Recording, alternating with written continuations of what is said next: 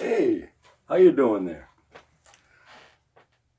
Well, I want to welcome you to another whole chapter that's going to be happening on my webpage in my life. And the reason I need another chapter is because I haven't told you everything yet about what's happened to me and how all these addictions and how everything that's happened has led to something in my life that had turned me around that I haven't even told you about. But let me tell you what it's about by telling you first what I call this story. The story is called To the Brink and Back.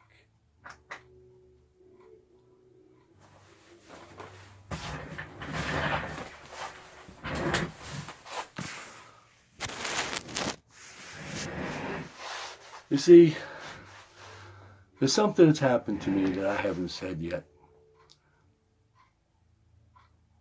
But it's all about a combination of everything that I've been talking about so far. Alcoholism, drinking heavily, drug abuse, opioids, heavy opioids. You're going to hear about this in this video. Dietary, not caring. And just to let you know, now that I'm doing this video, which I wasn't going to do probably for another year, I didn't know how to even talk about this. But I was talking to someone at work who's very influential to me. And he made me realize that if I didn't say this, and I didn't even tell him what the story was about, but he made me realize that if I didn't tell the whole story of what's happened to me, that I'm not going to be able to tell you or help you.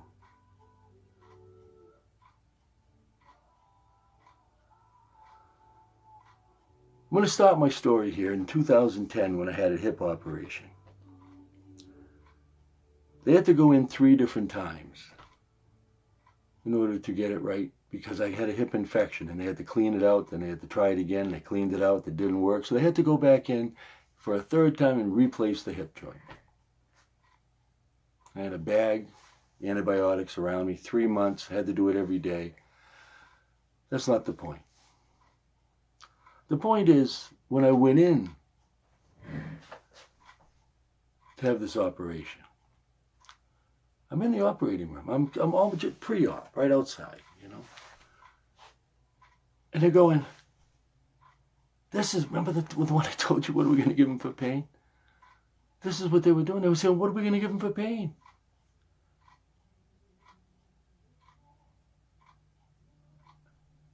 And you know what they ended up giving me? They gave me morphine. Now, why did they have to give me morphine? That's because something I haven't told you yet. I was addicted to OxyContin so bad. I was taking 5 40-milligram pills a day, 200 milligrams of OxyContin. So when I went in for this operation, they wanted to know, what the crap am I going to give them for a stupid pain medication? And all they had was morphine. It was more higher dose or whatever you want to call it. So the whole time I was in there, I had morphine drip that I was pushing, plus my OxyContin. Oh my God, was that wonderful. That's what I thought. Okay? Because that's where my head was at. My head. This is what I'm talking about. Now that I'm telling you this story, I'm going to be able to start telling you the tips and how to do things. How I've done things, I mean. Not how you can do things. That's not what I want to do. And that's what I meant to say. Is I want this for you. But you can just feel what I've been through, please. Try to feel it. And if there's anything that reaches you in this story, contact me. And I'll try to help you through it. So I'm at this operation, and they gave me the morphine and boom, boom, boom. I liked it so much that I had to go back in again for something else. And all they could do was give me morphine, so I had it again. Well, what happened was I could never get that high again with just my OxyContin. And so about 9 months went by or whatever, and I was having a lot of problems and still drinking heavily and all this stuff with the Oxy. And I had it. The story that I tell people is that I had it so much with the opioids, I just couldn't take it anymore, that what I did was I dumped them down the toilet. And when I did that, I went into DTs and I was in bed for 8 days, which is all true. But I have to tell you the truth first, and then I'll tell you the rest. The truth is, I didn't dump them down the toilet. I put them in a glass of bourbon. I tried to crush them up. And what I ended up doing is have to actually take a spoon and spoon feed them to myself. Do you know how many I put in that glass? 132 40-milligram pills. Drank it, went to bed. My wife was gone. She wasn't supposed to be home until Monday. This is Saturday night. Figured, it's plenty of time. I'm going to die. It's going to be okay. Gone. Done. But I didn't even care. I wasn't thinking of anybody. I wasn't thinking of anything. All I was thinking about, again, addiction. Think addiction. Think me, me, me. Now this was the ultimate me. I was getting rid of me. And I wanted to do it. She came home a day early. Sunday night. She wasn't supposed to be home till Monday. She caught me in congestive heart failure. I couldn't breathe. My lungs were full of fluid. But we've been through it before because I've had congestive heart failure for the last 10 years. And we've been through it where she's had to pound me on the back, get it so that I can start breathing again. And that's exactly what she did. You know what happened? She came in a day early, a night early. About 11 o'clock at night, she caught me. I was dying. I was in the middle of congestive heart failure. I found her, I felt her, pounding on my back. Opened my eyes. I looked up at her, and I was mad because I was still alive. And then I looked at her, and I went from wanting to die to wanting to live. Do you know when I told her this? 2 days ago. She didn't even know this. I've kept this with me. I've told 2 other people because I had to, or I would have not been able to go through all this. This has been since 2011. I tried to kill myself. My wife saved my life. Not only my life, my mind. At that point, my mind turned around. I didn't know it back then. I didn't know what it was doing. I was constantly saying, why am I still here? I've had all these problems. This is just one of them. I have so many stories to tell you, and I want it solely because I want to reach someone. I want to reach you so that I can help you. I know I can, but I have to know where you are. So again, my wife just found out. Nobody knows. You guys are all finding out together. My family doesn't know. No one has been told. This is all public now for the first time ever. And the only reason is for you, not for me. It doesn't matter. I was keeping it in. It didn't matter. But I can't keep it in. I can't lie. I can't keep it in. I have to help you. And in order to do that, I have to tell you the whole story. This is why I needed to change the way that I think and how I think of things. And I had to train my mind.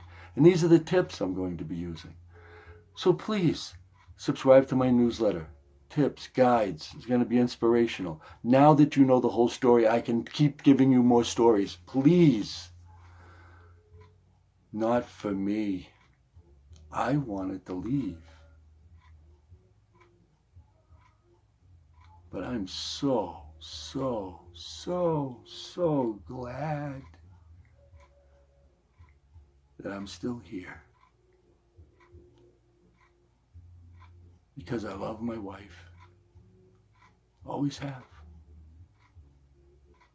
I love my life. Always will. And I want to help you. And only you can make that happen. So please, bodyandmindredesign.com. Contact me. I have an email address. I have a web address. I'm on YouTube. I'm on Facebook. Please. Not for me. Wherever you're at, I can help you. Yes, I tried to kill myself. And yes, I didn't stop it. But someone who loved me did. And that's what I want to do for you. Help you stop suicide, addiction, drug abuse, dietary abuse, anything you need, please. I'm sorry, but I've been through it, and I don't want to see anyone else go through it if I can't help it. I just want to help one person. That's all.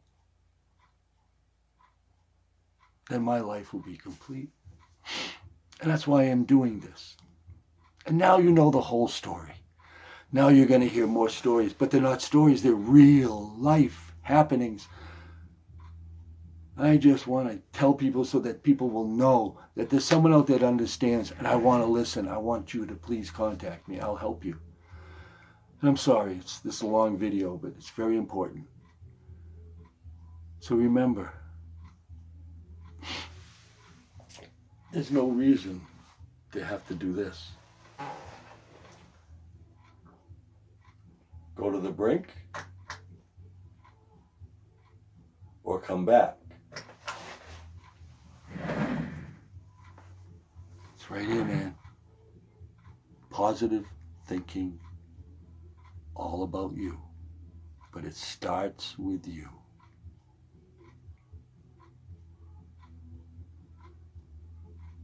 Remember, all true. I'm not a doctor. I have no credentials, not a doctor. But I've lived through every single video that you've seen. Thank you for listening.